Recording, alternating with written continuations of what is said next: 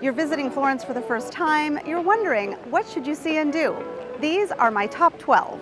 Of course, there are more than 12 things to see and do in Florence, but most people spend 1, 2, maybe 3 days here. And in that time, I hope you'll fit in some, if not all, of the things I'm going to share with you in this video. If you're new to my channel, I'm Alyssa, publisher of the FlorenceWise and RomeWise websites, along with this YouTube channel. I'm married to a Roman, and I've lived in Rome since 2001. Alessandro lived here for 5 years when he was working with the Carabinieri, and he knows Florence like the back of his hand.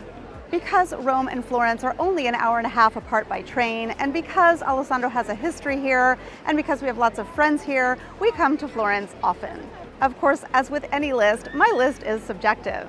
If you've been following me for a while, you know what an art lover I am, and you may also know that Michelangelo is my favorite artist of all time. And because Florence is a Renaissance city, and because Michelangelo was born near here and lived part of his life here, he is of course going to figure in some of these things to see and do when you visit Florence. This is not a walking itinerary per se, these are just a list of sites, but I do have in the description below a link to my Google map where I've marked all of these out for you, and I've even divided them up into 3 days in case you want to see them in that order. And as we go, as always, I'll be sharing some of my favorite secret spots along the way. Guys, I'm not including shopping and eating in this video because I think it's a given that when you're traveling, you're going to eat and shop.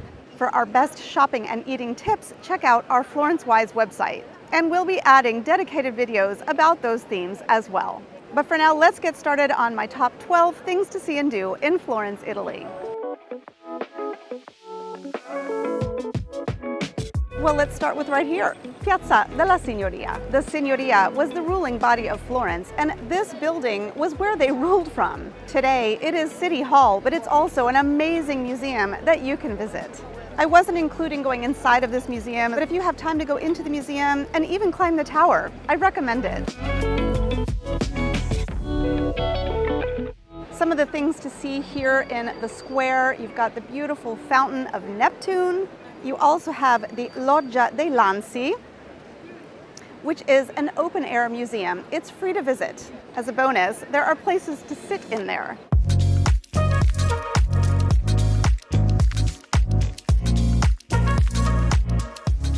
Probably one of the most famous things to see here in Piazza della Signoria is the replica of Michelangelo's David. His David actually was meant to stand here originally, and this is where it stood until it was moved to the Accademia. Speaking of the Accademia, it is another one of the sites on my list of things to see and do when you visit Florence. Most people go there specifically to see the David, but there is more to see inside. First of all, there are more Michelangelo sculptures besides the David. Second of all, the museum has a collection of incredible Renaissance paintings. Third, there is an amazing museum of musical instruments.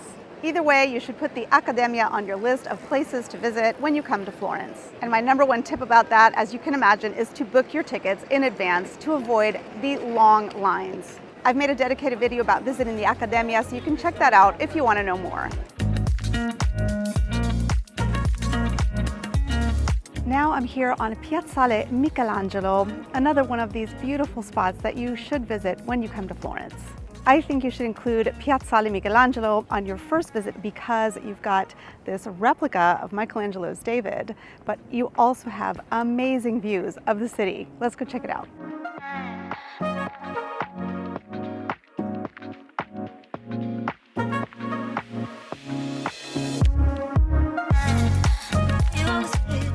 You really can't get views like this from anywhere else. So how do you get up to Piazzale Michelangelo from the center of Florence? My favorite way is to walk. We did a video for you about this, so you can check that out if you want to see the route we took. It's about a 20 to 30 minute walk from the center of Florence to right here at Piazzale Michelangelo. You can, of course, also take public transportation or a taxi. Right up here near Piazzale Michelangelo, there are some really wonderful things to see if you are a turbo sightseer or have more time in Florence.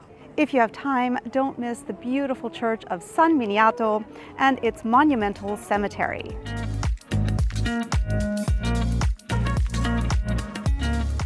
Just below me are two beautiful gardens, the Rose Garden of Florence and the Iris Garden. The iris garden is only open in May, but the rose garden is open more months out of the year. Of course, it is at its most beautiful in spring when the roses are in full bloom, but also you can check it out in sort of early fall and you'll see plenty of roses then too.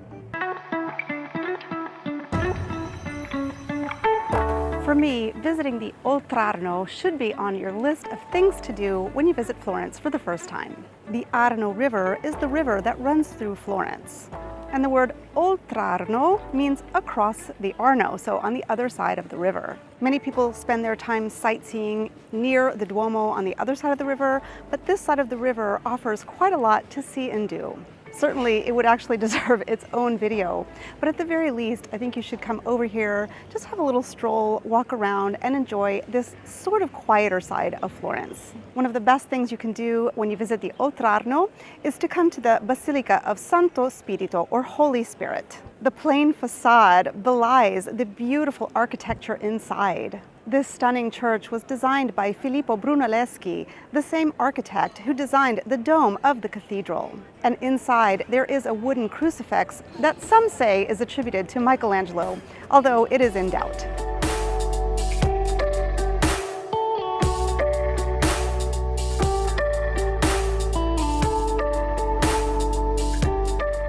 Here in this beautiful Piazza of Santo Spirito, it's full of cute little cafes and restaurants, and during the day there's kind of an outdoor market. Some of it's clothes, some of it's food, and some of it's flowers. It's just a beautiful place to walk around. I did a video for you about going on a sunset food tour here in the Oltrarno. That was so much fun, and I highly recommend you try it out if you're looking for a food experience in Florence. And that tour does include a visit to a wine window, one of those famous sort of must-dos when you visit Florence. If you're a turbo sightseer or you have more time, you could also consider visiting the Pitti Palace, or the Palazzo Pitti, and the Boboli Gardens. One of the most beautiful churches near here is Santa Maria del Carmine. There you can visit the Medici Chapel that has some of the most stunning frescoes you will see in all of Florence. These frescoes were done by some of the most talented artists of the day, and they eventually inspired Michelangelo. This is Ponte Santa Trinita, or Bridge of the Holy Trinity. And while Ponte Vecchio is arguably one of the must-see sights when you visit Florence, coming to Ponte Santa Trinita, which is parallel to it, is one of the best ways to see it from afar. And it's one of the nicest places to catch a sunset when you're in Florence. This is the Ponte Vecchio, which means Old Bridge. The bridge spans the Arno River at its shortest point. And while the current version that you see today was built in 1345, there have been bridges here since ancient Roman times. Of course, those have since been destroyed. One of the amazing things about this bridge is that it is the original bridge built in 1345. It's the one bridge that the Nazis did not destroy during World War II. The bridge was originally home to tanners, butchers, and fishmongers. But today, it is famously the place where you'll find the largest concentration of jewelry shops in Florence. Guys, this bridge is still medieval and it retains some of its original medieval architecture. And right above me is the famed Vasari corridor, which the Medici used to go between the Pitti Palace on the other side of the river and their offices, or Uffizi, which today are the Uffizi galleries. I highly recommend coming here early in the morning and watching these shops open. It is a sight to see. The shops have old-fashioned wooden shutters, and it is quite the art to open them. I'm here at the Uffizi galleries. It's a Monday today, so they're closed, which is why there are not so many people here. This is one of the most important art collections in all of Italy. If you are an art lover like me, this has to be at the top of your list of things to do when you visit Florence. Some of the most famous pieces from the Renaissance are here, like Botticelli's Venus and Spring, some beautiful paintings by Michelangelo and Leonardo da Vinci, and so many more. The main thing you need to know about the Uffizi galleries is that you must book in advance. Avoid the long lines coming here, waiting in line to buy your ticket. Don't waste your vacation time standing in line. Another thing you should know is that they take quite a long time to visit. I come here with the intention of spending a couple of hours, and I'm usually in here for at least twice that long. But of course, that depends on you. The Uffizi Gallery was built in 1560 by Giorgio Vasari as administrative offices for Cosimo I de' Medici. As I mentioned, the building's name, Uffizi, means offices.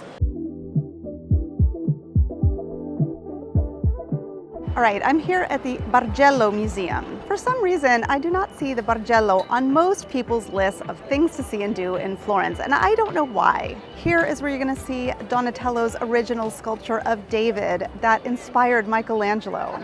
Speaking of Michelangelo, you can see several sculptures by him in here. But there are so many other masterpieces in here, I really think it should be on your list. As promised, there's a very special secret spot right near the Bargello. If you have time, I highly recommend stopping into the stunning Badia Fiorentina. If you're looking for peace and quiet, this is the spot. I'm here in Piazza Santa Croce with the beautiful Basilica of Santa Croce behind me. I've included this basilica in some of the other Florence videos that I've done for you. I think this church is a must-see for anyone. The church itself is historic. It was built in the 13th century, and some of it was designed, once again, by Brunelleschi. The complex is beautiful, and the art inside is amazing. And this is where my favorite, Michelangelo, is buried. And he's not the only one. This church is something of a who's who of Florentine Renaissance masters. In this Renaissance city, there are obviously so many churches you could visit. But for this video, I wanted to give you just a couple of those sort of most important must-sees. Like the Bargello, I don't often see Santa Croce in other people's lists of must-see sites in Florence. At least not when it comes to first-time visits or top 10, but I think this church is really a must-see.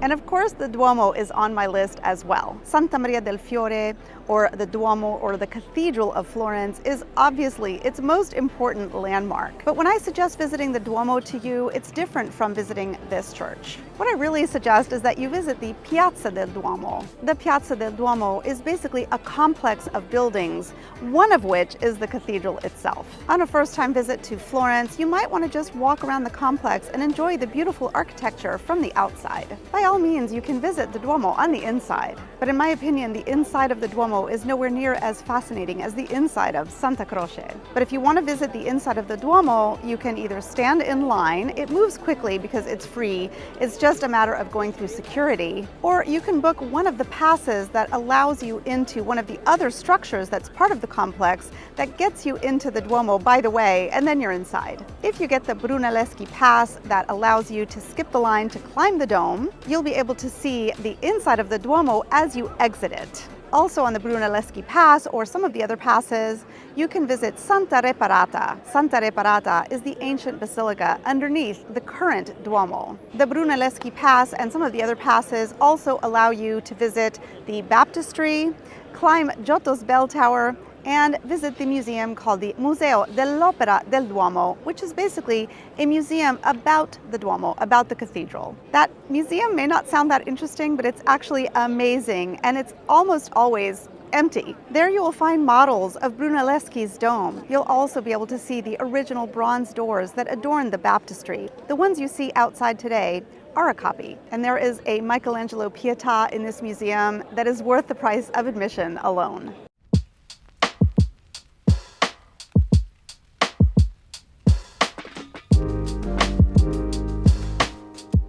Not far from the Piazza del Duomo is the complex of San Lorenzo. On my list of must-see sites for a first-time visitor to Florence, I'm including the Medici Chapels. The Medici Chapels are part of the San Lorenzo complex. And while you can visit the church, and I do recommend it, the Medici Chapels is actually a separate entity, and you have to book them and enter separately. My obvious reason for recommending the Medici Chapels is so that you can see the amazing Michelangelo sculptures there. But the main chapel itself is dizzying how beautiful it is. It's just so beautiful, it will knock your socks off. So please consider adding the Medici Chapels to your list of must-see sites in Florence.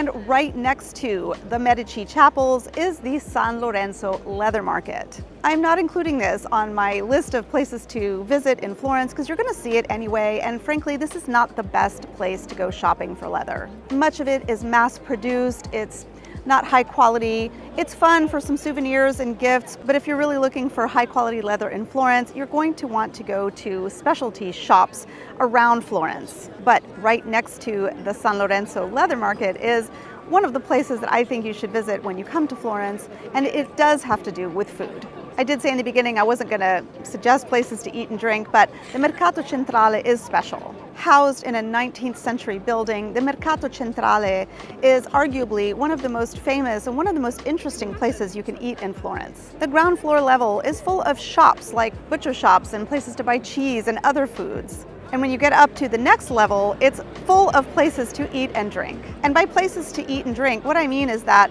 many of the most famous local food vendors in Florence have outposts in Mercato Centrale. I know it might seem like it, but it's really not a touristy place. This is a great place to try different kinds of Florentine cuisine, although you'll find some ethnic cuisine here as well, and enjoy the beautiful architecture of the building that it's in. By the way, there's another market called the Sant'Ambrogio market, and that is a little bit more of a market. I did a video for you about that, so you can check that out if you want to see what that's like. And the last place on my list of must-see places when you visit Florence is the pharmacy of Santa Maria Novella. As I've mentioned, there are so many churches you could visit in Florence, but I get it, on a limited visit to Florence, you may not have time to visit all these churches, so I'm suggesting Santa Croce, but Santa Maria Novella Church is also absolutely amazing if you can fit it in. But what I'm suggesting to you is that you pop into the pharmacy of Santa Maria Novella because it is stunning. It is the oldest pharmacy in Italy, and this is the site where they founded it. Yes, you can visit outposts in other parts of Florence as well as in Rome, but this is the original pharmacy. And it is a shop as well as a museum, and it's easy to visit. It's free, obviously, so you can just pop in, enjoy the beautiful building, enjoy the beautiful space that it's in, smell some beautiful perfumes, maybe buy some soaps, and pop back out. I think it's a great site to include on your visit to Florence because it's pretty quick and easy, it's free, and it's beautiful. All right, guys, what did you think? Have you heard of these 12 places in Florence? Are they on your list? Have you visited them? Drop me a line in the comments below. I would love to hear from you. For lots more Florence videos, check out my Florence playlist right here.